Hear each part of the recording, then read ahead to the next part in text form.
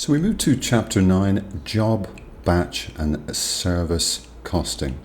Quite an interesting area and not overly technical, not overly taxing, but certainly examinable. The examiner likes this area. Let's look firstly at job costing principles. So what do we mean?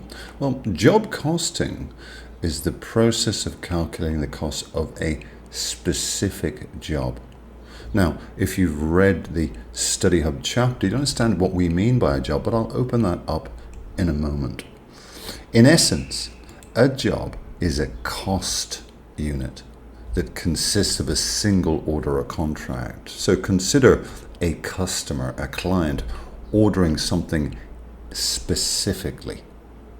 Now, moving on from that, the process. So we have a client and we're going to go through this job costing process. What's the first thing that happens? Well, we've got specific requirements. Remember, this is a standalone job. A customer has come to us and said, I need this done in this way with this and this. So there are specific requirements and we build everything around those requirements. So the spec or specification and the delivery date for the job is agreed.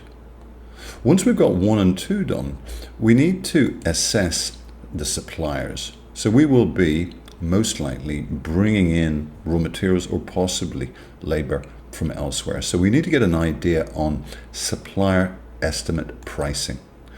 Outside of that, once we have pricing agreed, and that's on both sides, and obviously profitability as well, then we move to actual production. In other words, doing the job. So that's the sort of 5-part process, if you will, from a theoretical overview of a job. Now, in terms of job records, once a job has been agreed upon, we need to do the following. Okay? First thing, now this is fairly broad. I'll just make this viewable for you. We need to have some sort of code or number associated with a given job.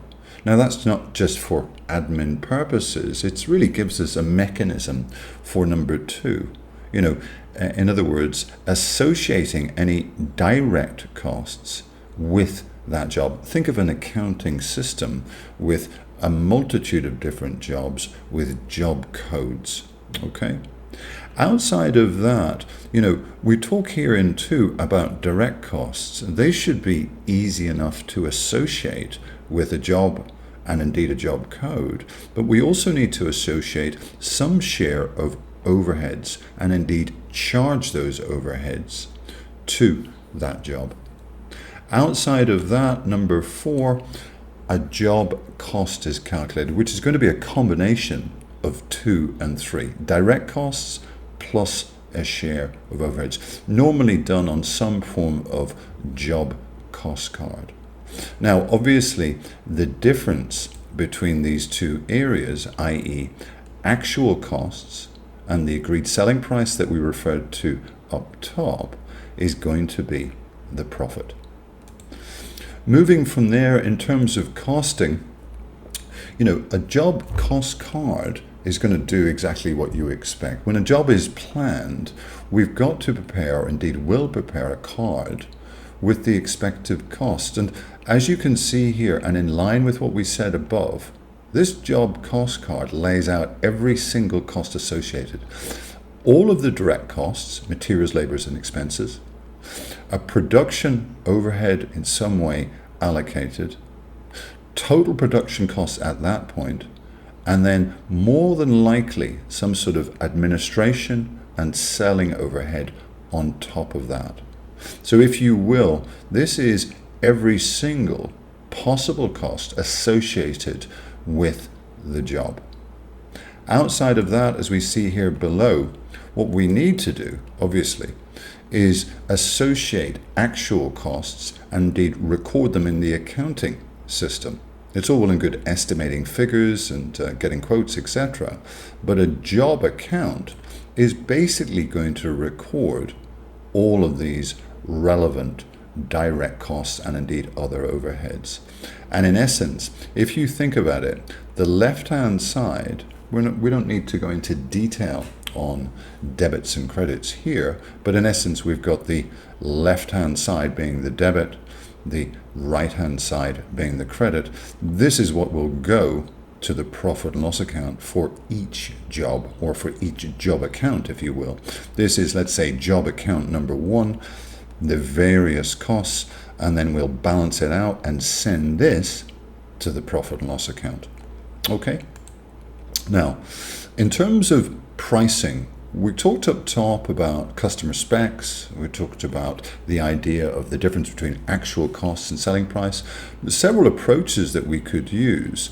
The cost plus pricing method really adds the required profit to the total cost of the product or indeed the job. Now, this can be expressed in a couple of different ways. Be careful here, because the examiner is going to target this, because students don't like the sort of change or the difference between, let's say, applying a markup to costs and then applying a margin to selling price. These are two completely different approaches. The first one is to say, oh, well, my costs are on the job $100. Well, okay, well, apply a 20% markup. That'll give you your selling price. Okay, so $120, bang, we're done.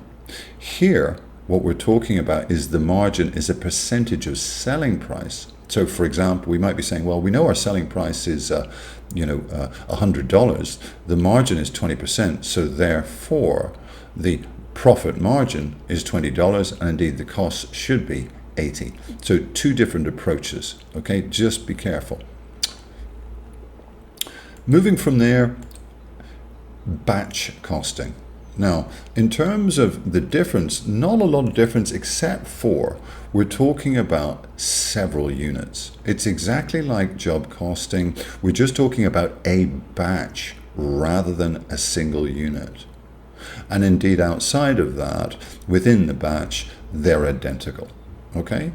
So, moving from there, typical examples may be a computer chip, or inks and dyes, t-shirts, etc. So batches of units. Now, in terms of the cost, if you will, it's pretty straightforward when you think about it. Okay, I've got a batch of computer chips. What is the cost per unit? Well, clearly, the cost per unit for each chip is going to be the total batch cost divided by the number of units. Okay, let's use our logic. Okay, moving from there, one thing that can be relevant in this whole area, because if we're talking about, let's say, a fairly significant batch, i.e., 150, then really setup costs can be incurred and they need to be included. Perhaps machinery has to be set up, things have to be organized. There could be setup costs. Just watch out for it in the question. That's a cost that is in effect a direct expense, like direct materials, because it has to be undertaken to produce this particular batch. Now, moving from job and indeed batch to service costing. Now, this sort of is a standalone area because, as you well know, and as I know, services are different to, let's say, the provision of a product. Okay? They generally demonstrate 5 essential, you might call them different characteristics to products. The first one is intangibility. In other words, they're not physical. If you go to a restaurant for a meal, you can't touch and feel the experience. So unlike, let's say, a physical product, okay? Perishability, what we're talking about there is that the service sort of starts and ends, really, doesn't it? You can't sit around and think, okay, well, I'll wait for 5 hours before this service is delivered. It's generally delivered. So, for example, an accountancy service, a restaurant meal, a haircut, it begins and ends. In terms of inseparability, we mean it's very, very difficult to separate the constituent elements of a service. You go to an accountant, let's say in relation to your tax affairs, there's a number of different areas that are relevant. It's difficult to separate areas. Outside of that, inconsistency. Services can vary in numerous different ways, in terms of time, in terms of quality, in terms of a variety of different things. Services tend to be, not entirely, but usually inconsistent. In terms of involvement, by involvement we mean, broadly speaking, the individual that's receiving the service is sort of involved and will impact upon the service. I mean, perhaps if you've maybe worked in a restaurant and you've had a bad experience with a customer, that customer is involved in the service and has had, let's say, a bad effect on the provision of that service through no fault of the service or you. Outside of that, generally services don't sort of transfer ownership. It's more of an experience, isn't it? It's not like you get a product, you buy it, and it's now your product. A service is an experience. So typical examples, perhaps an accountancy firm providing an audit service, or a bank, financial services, and indeed other things, bank accounts, etc. Okay? Now, outside of, let's say, the provision of services to a customer, an accountant providing a tax service or an audit service, etc. It may well be that organizations have in-house services, e.g. maintenance, or perhaps a library may have some sort of drilled down knowledge resource service, or a canteen, factories will have canteens. So really what we're talking about here is services, in a sense, that are built in within another business, perhaps a manufacturing business. Outside of that, this area here is interesting, the proliferation of service organizations. I mean, certainly over time, and because of tech and automation, etc., when we look at manpower and we look at industry, if you were to compare the business and manufacturing environment today with what it was like 70, 80 years ago, there are more and more service organizations and probably less and less manufacturing organizations because of automation, tech, internet, etc., etc. Outside of that, certainly the services are great, but there are some problems due to their very nature. First one is, as we said up top, the idea of separating elements of a service is quite tricky. So how do you cost, a service? Outside of that, in terms of inputs, each input may be unique. You go to an accountant, you have a variety of choices with different partners. There's an issue there in making the service standard. Moving from there, in terms of cost units, so if we were to try to cost things, what would we do? Well, we've got a couple of choices, but it depends on the service. Firstly, a simple cost unit. Now, that's easy enough if the service is homogeneous. So let's say a haircut, it's one customer. So costing that is reasonably simplistic, probably done on time. Outside of that, composite cost units. So where we've got two, or probably most likely more than two, as part elements of a service. So say, for example, a hotel room night, that could consist of a variety of things, breakfast, newspaper, electricity, etc., etc. Third and final one, complex services. Well, this is where it's unique. Let's say you're dealing with a lawyer or a barrister. If it's personalized and really made up of a variety of different elements and could go on for months and months and possibly longer. Again, very, very tricky to cost, normally based on time. In terms of a service cost card, very similar to what we saw on the right-hand side, the early part of this particular mind map, the service cost card would simply be very much like a job cost card. Now, in terms of calculating the total cost per service unit, this is a tricky area, but this formula will help, and you'll see this used in OT questions. I mean, fairly straightforward. If we can establish total costs, if we have a number of units, a simple method would simply be to divide the costs by the service units. Now, it's not bulletproof because we know that services can be delivered in different ways. They may change over time. They're not necessarily standardized, but there's the calculation. And again, it's commonsensical.